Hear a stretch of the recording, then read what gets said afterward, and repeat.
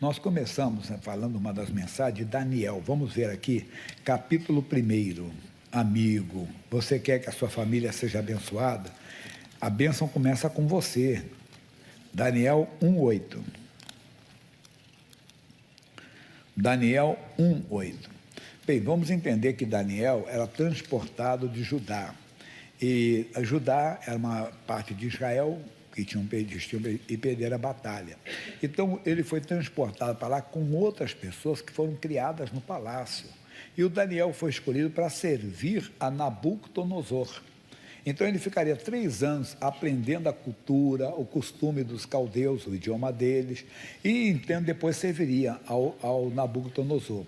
Quando ele entrou lá, foi designada a comida para eles e a bebida deles pelo próprio rei. Quer dizer, ele podia dizer, estou com tudo e não estou prosa, né?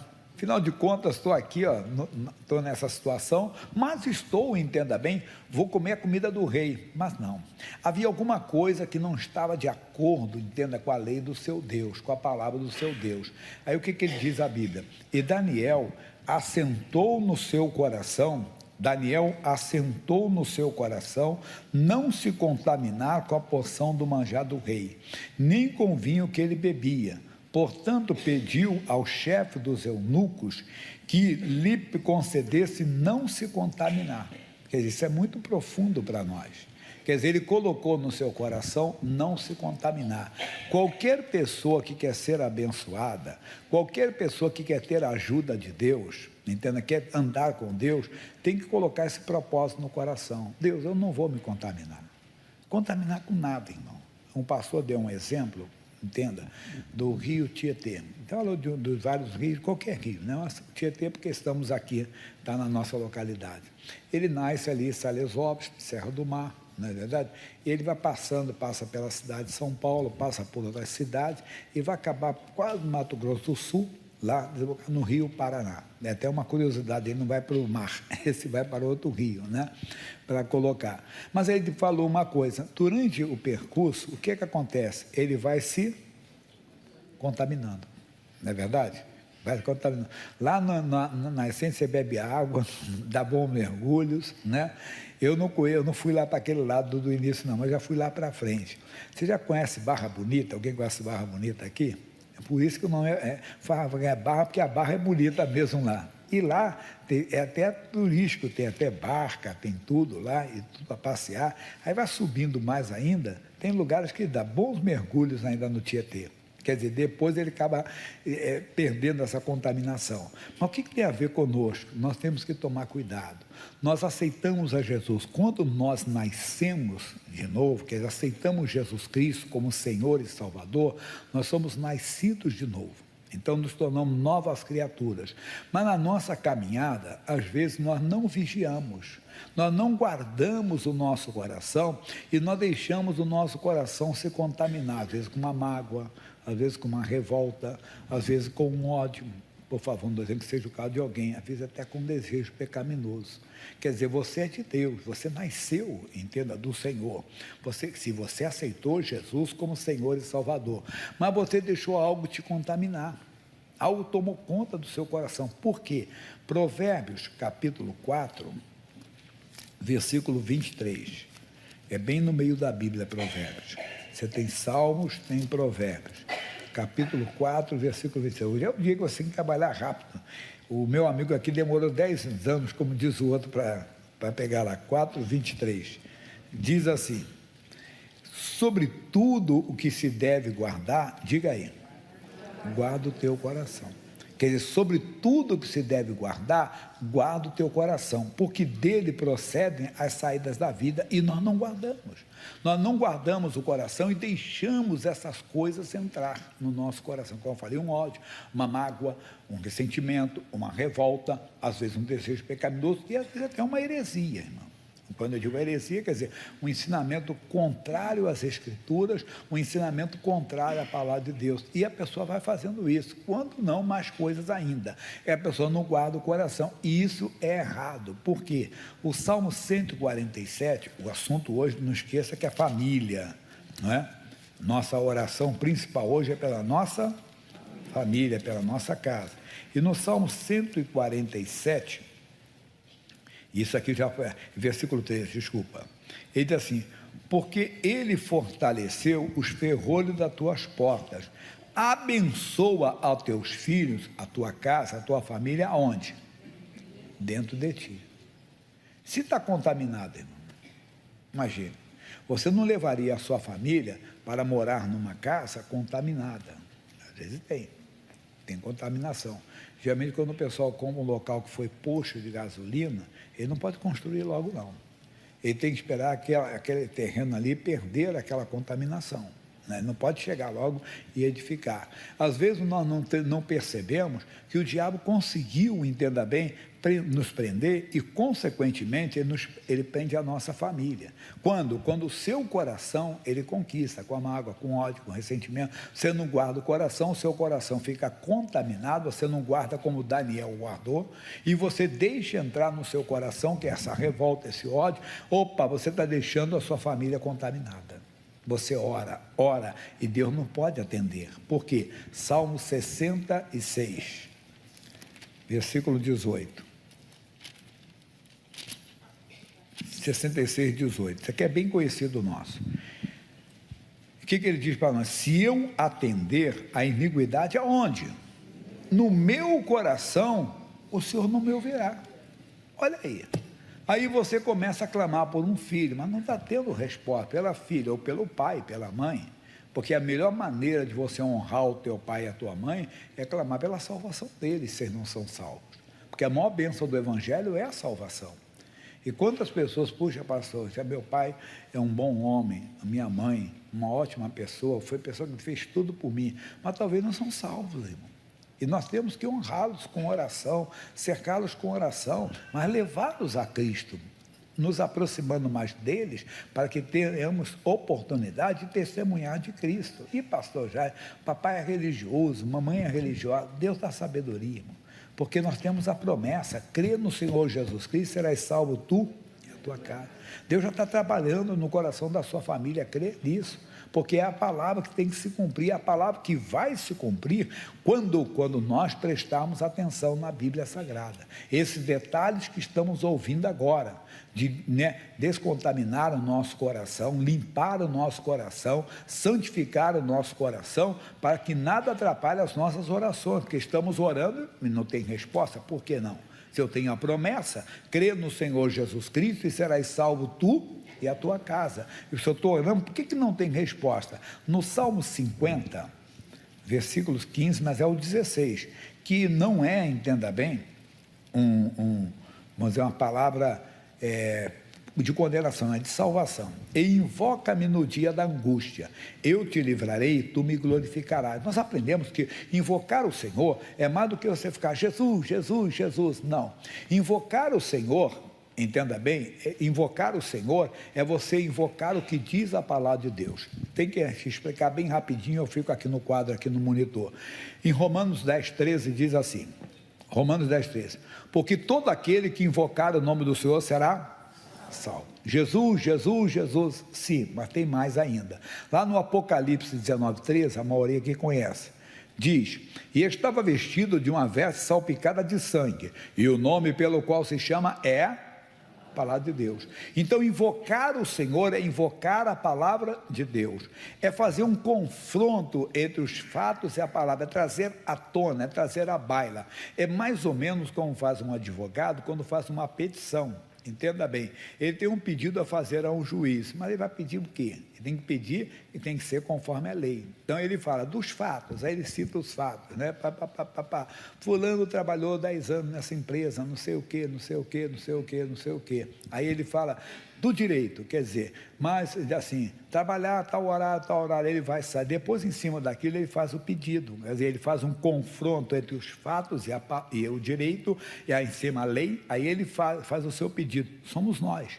Então, a Bíblia diz, os filhos são herança do Senhor, mas o filho está na cachaça, está na maconha, tentar numa vida errada. O que você tem que fazer? Trazer à tona aquela palavra. Você invoca aquela para Deus: eu não posso aceitar isso, que meu filho está bebendo de dia e de noite, porque diz a tua palavra, porque está escrito na tua palavra, que que os filhos são herança do Senhor. Eu ia falar da cura. Quer dizer, mas seja qual for a bênção, você faz isso. Então você invoca, você traz à tona, você faz esse confronto entre os fatos e a palavra. Eu tenho explicado para a igreja que não é negar os fatos, é não concordar com os fatos. Por quê? Porque a palavra de Deus é a verdade. Não está escrito que a palavra é verdade? Lembra de João 17:17. Santifica-os na verdade, a tua palavra é a verdade.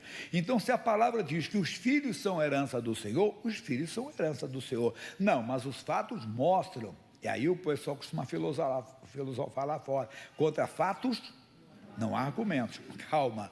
Bem, porque a palavra de Deus é verdade. Eu repito, não é negar os fatos, não concordar. Deus, meu filho está no vício, mas ele é herança do Senhor. Está amaldiçoado esse vício, está amaldiçoada essa prática. Meu pai não quer saber do Senhor, mas eu tenho a promessa, crer no Senhor. Então ele vai se converter, ele vai ceder. Mas não está funcionando, porque aí você vai ver agora o versículo 16. E ele diz: mas ao ímpio diz Deus, que tem tu que recetar os meus estatutos e tomar o meu conserto na tua boca. Quem é o ímpio? O ímpio é aquele que não tem respeito pela palavra de Deus. É aquele que no dia a dia, já viu alguém fazer isso? Ó, deixa para lá. Mas se a Bíblia diz, entenda bem, se a Bíblia diz, amai os vossos inimigos, o que você vê de cristão soltando marimbondo pela boca? Ou odiando os outros? Eu não fui chamado para odiar ninguém, irmão. Mesmo que eu não concorde com política, mesmo que eu não concorde com a ideologia da pessoa, não tem que odiar essa pessoa, tem que amar. Porque se ela se tornou uma inimiga ideologicamente falando, entenda bem, eu tenho que amar. Jesus que mandou eu fazer isso. Agora eu vou obedecer a Jesus ou vou obedecer a algum comedor de arroz e feijão? Eu não tenho que odiar a autoridade, entenda. Eu não sei se você ficar zangado comigo, mas eu tenho que pregar a palavra para você. Eu não tenho que pegar, não tenho que ser levado por emoção. Claro, repito, por isso que é inimigo, porque as suas ideias são diferentes da minha. A sua ideologia é completamente diferente da minha. Confronta com a minha visão de vida, ou até com aquilo que eu creio. Mas eu não tenho que odiar essa pessoa. Eu tenho que amar essa pessoa. Eu preguei semana passada, eu falei quando Deus mandou Jonas pregar para os ninivitas, porque Deus queria salvar aquela nação, e o Jonas não queria. O Jonas queria o quê? Destruição deles. Jonas ficou até com raiva, entenda, porque ele não queria de maneira alguma que aquela nação fosse salva. Jonas queria a destruição daquela nação. Não, nós não queremos destruição de ninguém. Mesmo que a pessoa até nos persiga, entenda bem, até não só tenha ideologia diferente, mas eu vou orar por ela, eu vou fazer o que a Bíblia diz. Mas, como eu disse, você dá de ombro, aí você começa a orar e não funciona. Por quê? Porque você deixou o seu coração se contaminar com essa revolta, com esse ódio. Entenda? Não, eu tenho que sim, eu sou revoltado com as ideias daquela pessoa, não com a pessoa. É a máxima do Evangelho, qual? Deus ama o pecador, mas odeia o pecado. A mesma coisa somos nós. A Bíblia diz, Filipenses 2:5, que tem que haver em nós o mesmo sentimento que houve também em Cristo Jesus. Ainda, Efésios capítulo 5, versículo 1, a Bíblia diz: andai em amor, sede, pois, imitadores de Deus, andai em amor. Como é que é isso? Então eu vou imitar. Se o meu Deus, entenda bem, diz que ama o pecador e odeia o pecado, sou eu também. Então, deu para entender isso? Nunca odeia ninguém. Eu odeio aquele cara, eu odeio aquela pessoa. Não, eu odeio as ideias dele. Eu odeio as práticas dele, mas não ele. Eu não posso fazer. Se eu fizer, eu estou aceitando a iniquidade no meu coração. Eu estou contaminando o meu coração. Se eu contamino o meu coração, eu contamino a minha família. Eu contamino a minha família. Como eu falei, os pastores pregaram durante a noite, um dos pastores foi o pastor Zanão, lá de Morato. Aí ele falou uma coisa importante. O Daniel citou esse versículo também. Ele disse: você vê, passaram tantos reis, Nabucodonosor teve aquele império longo, mas um dia foi embora, depois de tantos altos e baixos. Aí entrou o filho dele, Belsassar, entrou, e foi um homem diabólico. Esse homem pegou, entenda bem, os utensílios da casa do Senhor e levou para as suas orgias, para a sua bagunça. Ele deu até um exemplo, para você pegar todos os instrumentos aqui da igreja, entenda bem, são consagrados à palavra de Deus, e levar para a bagunça, depois traz aqui de volta. Não, peraí, isso aqui é santo, é para louvar a Deus, para adorar a Deus. É aquilo que eu pego aqui o moço do metal, ele toca aqui, mas ele toca também num lugar qualquer. Não, não pode, de maneira alguma. E esse fez isso, aí aconteceu o que aconteceu com ele. Aí entrou os medos e persas. E a Bíblia diz que Daniel continuou, o Dario, que era o rei daquela região, ele começou a colocar os olhos no Daniel. E ele, certamente, ele recebeu, vamos dizer assim, o currículo do Daniel, né? Olha, esse aí é um transportado de Judá, ele não é um babilônico, mas ele foi destaque, assim, por causa disso, devem ter contado tudo para ele. E ele ficou de olho no Daniel, e o Daniel, então, se destacou. E ele, Dario, pensou em constituir Daniel como rei, como o príncipe principal, quer dizer, o maior de todos eles. E os homens começaram a sentir dor de cotovelo. Não pode não, nós temos que ver alguma coisa nele, tem alguma coisa errada. E eles investigaram a vida do Daniel e não encontraram nada. Mas vocês notaram uma coisa, Daniel 3 vezes no dia, o que Daniel fazia? Dobrava os joelhos e falava com Deus. 3 vezes no dia Daniel orava. E eles repararam isso, que Daniel orava 3 vezes no dia de joelhos lá. Já sei, alguém deve ter falado, um deles. Vamos fazer um decreto aqui e pedir o rei para assinar, que durante 30 dias nenhum homem pode fazer um pedido a nenhum Deus, nem a outro homem, a não ser ao rei Dario. E o rei, quando recebeu aquela lei, disse, mas o que é isso? É que nós, príncipes e presidentes, mentira, que Daniel não estava presente. Nós resolvemos fazer isso, só uma homenagem ao Senhor. Olha, é bobeira, mas vocês querem, tudo bem, assinou. Só que tinha uma coisa, na lei deles, uma lei assinada por esse rei, não podia ser revogada, tem que ser cumprida. E eles ficaram então de olho no Daniel e viram, ele lá, 3 vezes, aí, de manhã ele foi, aí à tarde, ele de noite. Ô rei, aquele Daniel que é transportado de Judá está fazendo um pouco caso de ti. Você sabe, ô rei, que 3 vezes no dia ele continuou orando e fazendo pedidos para o seu Deus? Daniel foi tão, vamos dizer assim, educado e tão ético, que quando ele recebeu a notícia da lei, ele entrou na sua casa, nem orou publicamente, foi lá dentro escondidinho na sua casa, porque eles oravam voltados para Jerusalém, e tinha janelas abertas para a banda de Jerusalém, e ele então orava, buscava a Deus, foi denunciado.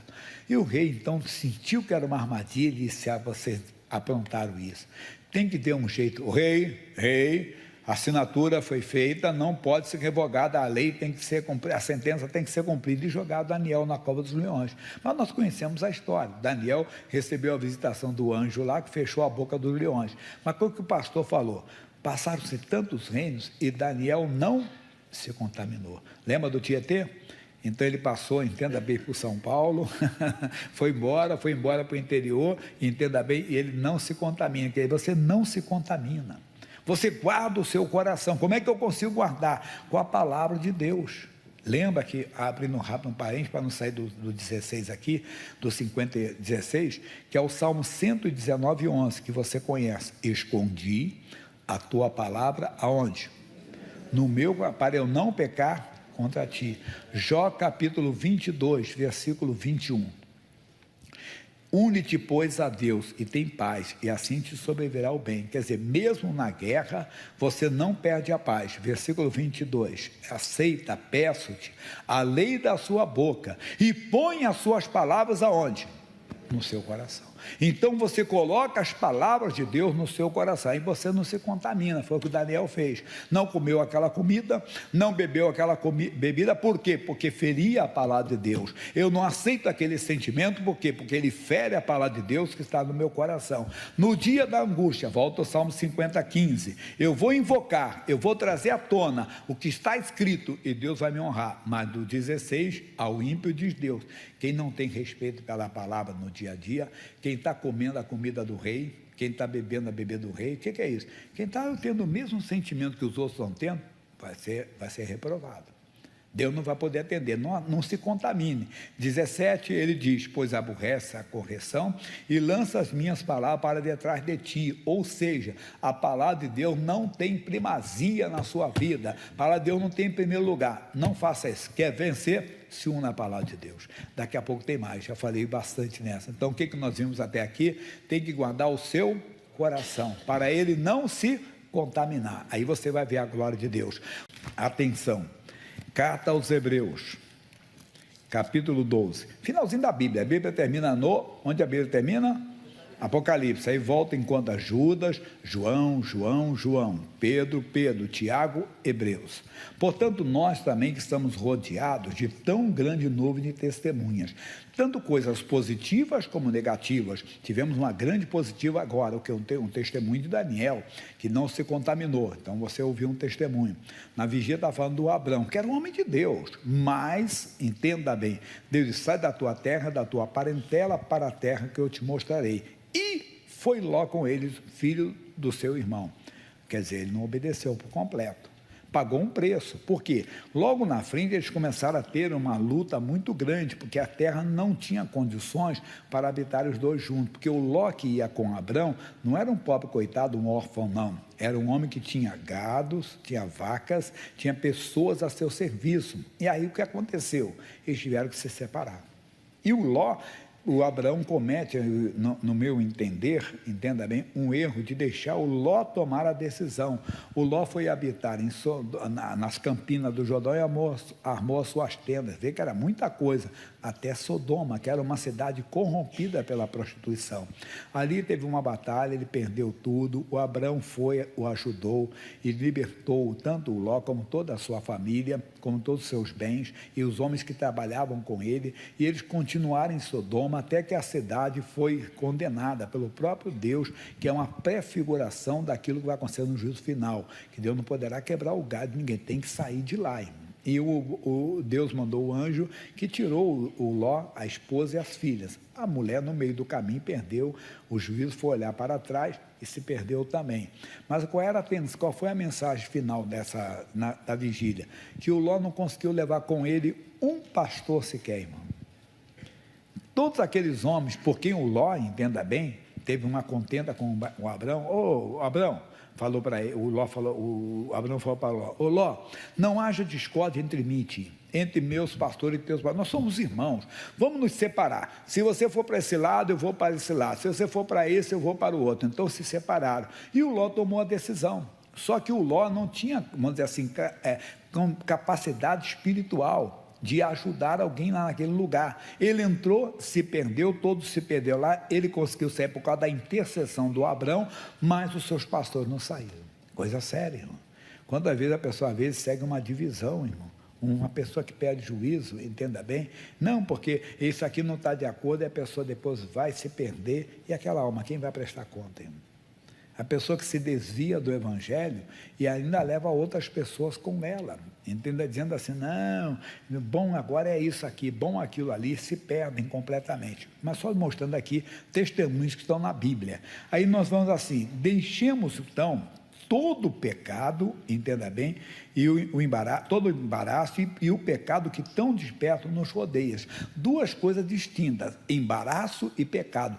Tem coisa que não é pecado. Pecado, estou fora, você não precisa nem orar a Deus, não ora, imagine, parece cômico que eu vou falar, João é casado com a Maria, e o João começou a olhar para a Joaninha, meio esquisito, né, e ele falou, Deus, se eu tenho alguma coisa aí, me dá uma direção, continua orando pela Joaninha, vai se converter, deixa o pecado, você não tem que orar por pecado você não tem que orar para Deus.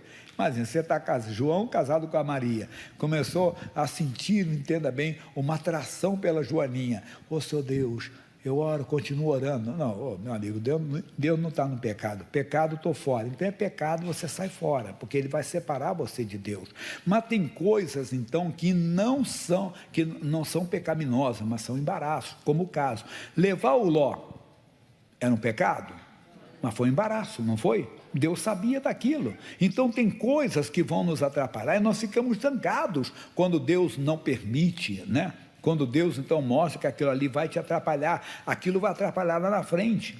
Às vezes, como eu falei, um relacionamento que a pessoa não consulta a Deus, um negócio que a pessoa quer montar, alguma coisa que ela não consulta a Deus. Cuidado. Amizade, por favor.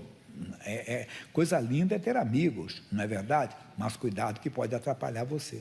Quando você ouve mais o amigo do que a Deus. Quando você deixa ouvir. Então, temos que verificar o que está se tornando embaraço na nossa vida. Mas tem que correr. Ele diz assim: e corramos com paciência a carreira que nos está proposta. No nosso caso de hoje, qual é a carreira que nos está proposta? A salvação da nossa casa. Nós temos um propósito, é um propósito. Crê no Senhor Jesus Cristo, serás salvo tu e a tua casa. Então você não pode tirar os olhos, entenda bem, do Senhor.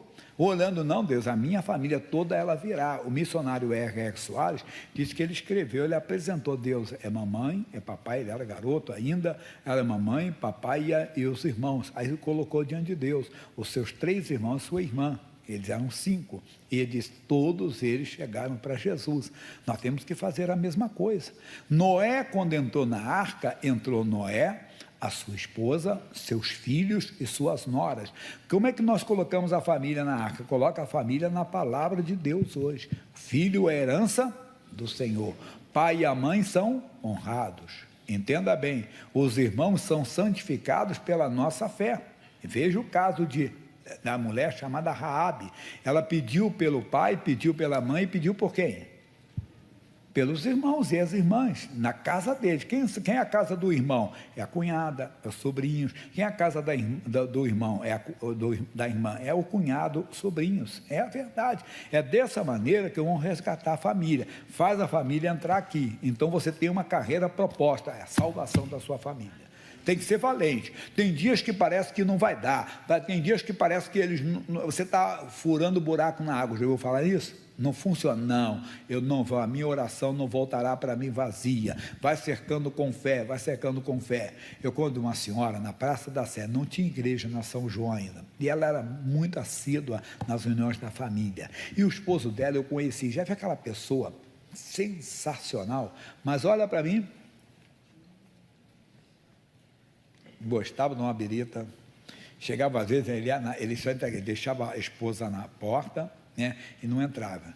E ele viu, às vezes, estava na porta da igreja: ô, irmão, gosto muito de você, hein? Aquele cara amigo, se torna amigo, mas com Cristo mesmo, ele nada. E tudo bem, até que um dia, que simplesmente o coração dela parou, e ela morreu. Aí, se ele bebia agora que ele bebia mais ainda, tinha mais um motivo para beber. A mulher da vida dele, né, foi embora, a que cuidava dele, e foi mesmo, bebeu mais ainda, até que ele teve um câncer no esôfago, e ele ficou internado, situação irreversível, não tinha jeito. A filha me contou o testemunho dele, no final. Ela disse: pastor Jaime, eu chego lá, papai tem que estar todo amarrado, porque estava muito agitado, né, dentro dele falava assim: eu quero ir para fulano, estava o nome dela. Aí, quando ela chegou: quem foi, pai? Eu quero encontrar sua mãe. Mas quem disse que o senhor vai encontrar a mamãe? Olha que sabedoria que Deus deu para ela na hora. É claro, eu quero ir embora, eu quero encontrar com ela. Não, o senhor sabe que a mamãe era de Jesus. A mamãe estava no caminho, o senhor não está no caminho. Se eu fechar os olhos agora, o senhor não vai encontrar a mamãe, não. O senhor tem que estar no mesmo caminho para encontrar com a minha mãe, o senhor tem que estar no mesmo caminho que ela entrou, que é Jesus. Aí eu aceito: não é assim não, o senhor tem que crer. E deu o plano, falou do plano da salvação todinho, e ela falou assim, que ele se acalmou e disse assim: mas eu quero Jesus, eu quero Jesus.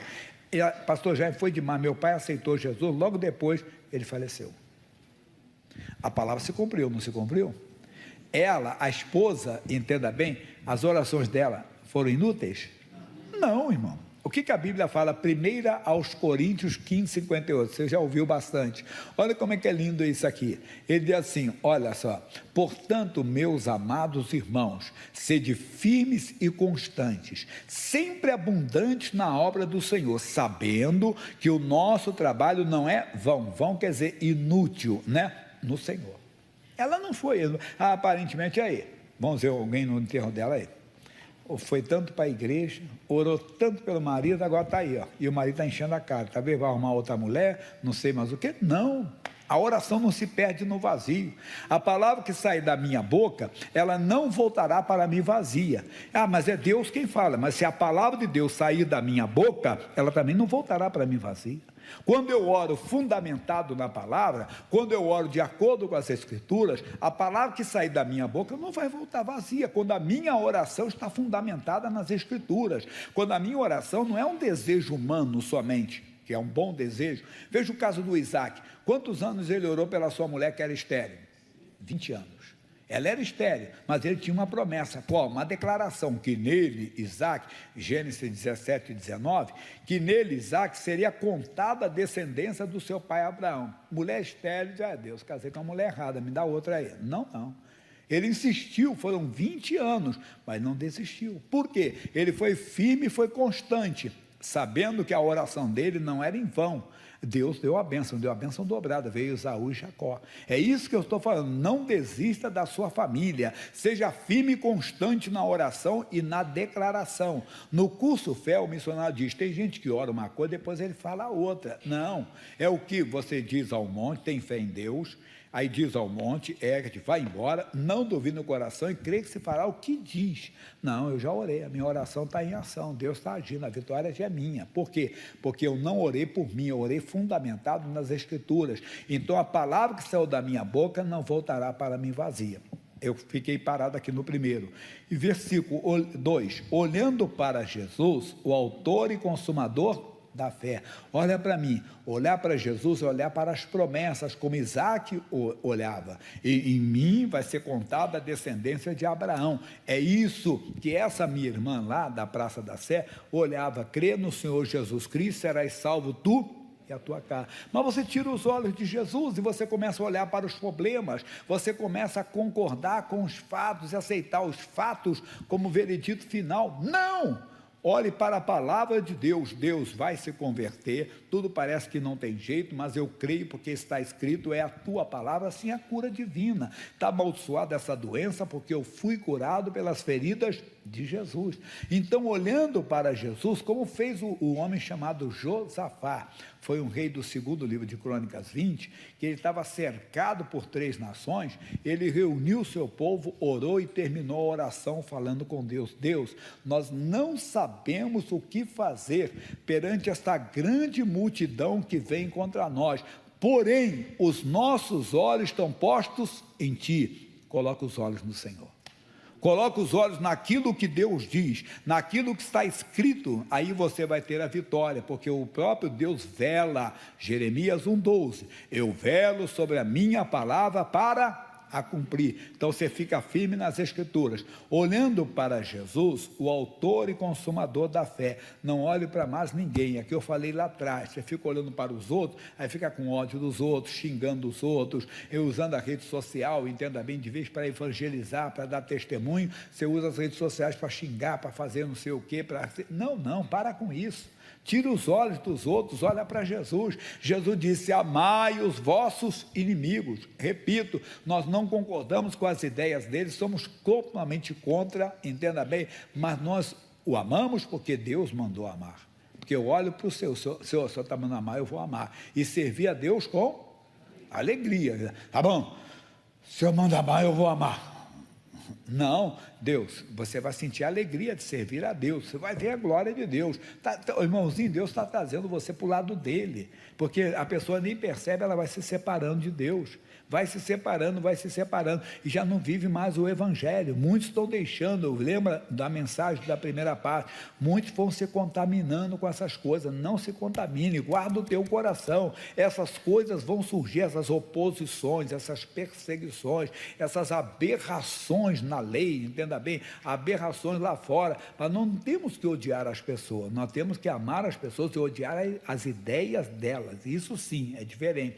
Lembra da máxima do Evangelho, Deus ama o pecador, mas odeia o pecado. Deus aceita o pecador, mas não aceita o pecado. Se ele quer andar com Deus, tem que deixar o pecado e se tornar uma nova criatura. Terminando, ao qual pelo gozo que ele estava proposto, suportou a cruz. Tudo bem, xingamento dos outros, ele tinha uma missão. Somos nós, entenda bem, e mais ainda suportou, desprezando a afronta, olha só, e assentou-se à destra de Deus. Pronto, é isso que temos que fazer, quer dizer, nos colocar na posição, quer dizer, isso é nos colocar à direita do Senhor, é você se colocar na palavra de Deus, vai viver a palavra, amar a palavra, e você vai ver Deus operando. Aí, meu irmãozinho, olha para mim, não tem macumba, não tem feitiço, podem fazer o trabalho que for, não vão destruir a sua família, podem fazer o que for, não vão acabar com você, podem fazer o que for, porque se Deus é por nós, quem será contra nós? Quando Deus é por nós, quando nós estamos na palavra dele.